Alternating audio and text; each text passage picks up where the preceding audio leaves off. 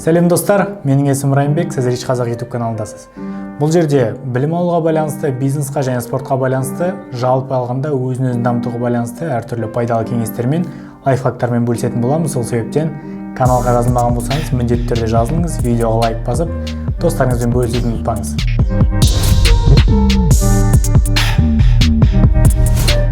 Привычки управляют нашей жизнью деген сөзді білетін шығарсыз, яғни барлық кітаптардан да көп оқитынымыз, кинолардан да көп көретініміз ол привычки управляют нашей жизнью, яғни неғұрлым жақсы әдеттерге бойыңызды үйретсеңіз, соғұрлым өзіңіздің өміріңізде сол бағытта, жақсы бағытта өзгеретіні сөзсіз. Сол себептен өзіңіздің өміріңізге пайдасы тиетін, тиімді, пайдалы әдеттерді енгізуге кеңес беремін. Ал ондай әдеттерді енгізуге, жалпы қалыптастыруға көмектесетін приложениялар бар, телефонға орнататын. Соның бірі мен өзім қолданатын айтып өтейін. 2 күн бұрын осы приложенияның скринін Инстаграмға салған болатын, сторисқа. Кемі 5-6 адам қызығушылық танытты. Соның ішінде дайректқа жазып, қандай приложения маған да қолдану керек екен деген сияқты сұраныстар көп болып жатыр. Сол себептен осы видеоны түсіруге шешім қабылдадым.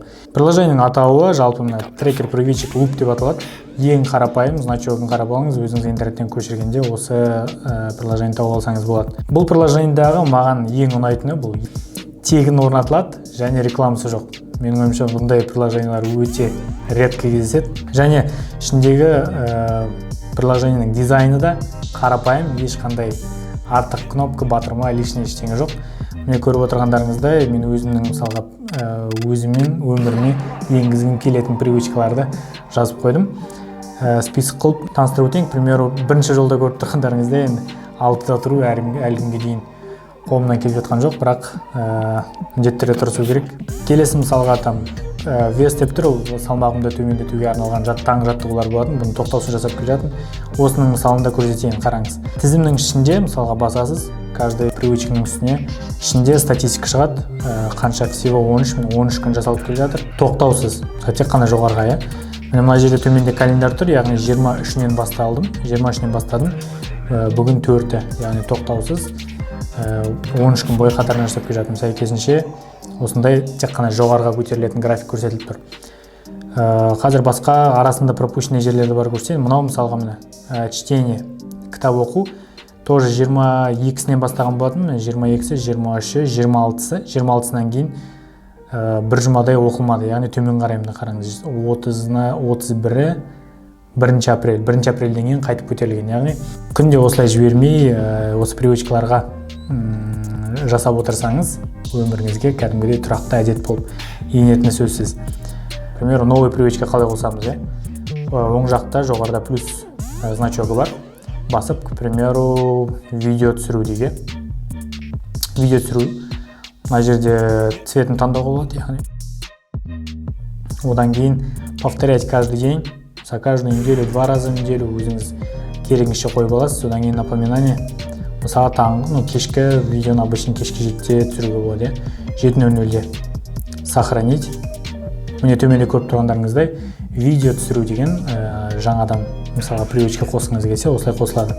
Оны үстіне басып тұрып былай өзгертуге болады, жоғарыға, төменге, яғни в первую очередь осыны түсіру керек болса, осылай. Одан кейін күннің ортасында, яғни кешкі 7-лерде болса, примерно осы шамаға қоюға болады. Одан кейін міне суббота 4-те мен қазір видео түсіріп жатырмын, к примеру, оның үстіне бүйтіп басып тұрасыз, галочка түседі. Ішіне кіріп қарайық. Міне көріп тұрғандарыңыздай 3-і, 4-те, 4-нен бастап график жоғары қарай көтеріледі, яғни сіздің осы привычканы бастағаныңыздың көрінісі.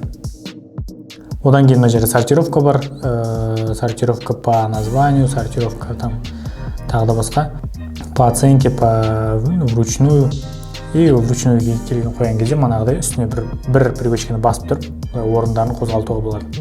Одан кейін ұнамаған жағдайда немесе привычка уже өміріңізге енгеннен кейін бұл приложение қолдану керек емес болса, именно сол привычкаға байланысты үстіне басып тұрып, оң жақтағы значокпен удалить етуге болады, яғни кетіре саласыз. Міне осындай ыңғайлы, қарапайым ғана приложение. Мен ойымша сізге міндетті түрде пайдасы тиеді, сол себептен көшіріп алыңыз. Осы видеоның астына сілтемесін қоямын, Play Market'тен бірден көшіріп алуға болатындай қылып. Бүгінгі қысқа видеомыздың соңы, достар. Сізге пайдасы тиді деп үміттенемін. Бұл видео пайдалы болған болса, міндетті түрде каналға жазылып, видеоға лайк басып, астына пікір қалдырыңыз. Сіз өміріңізде пайдалы әдеттерді, яғни привычкаларды енгізу қаншалықты қиын, қандай тәсілдерді қолданасыз, қандай приложенияларды қолданасыз, сізде бөлісе отырыңыз, астына пікірге жазыңыз міндетті түрде. Видеоға лайк басып, достарыңызбен бөлісіңіз. Рахмет.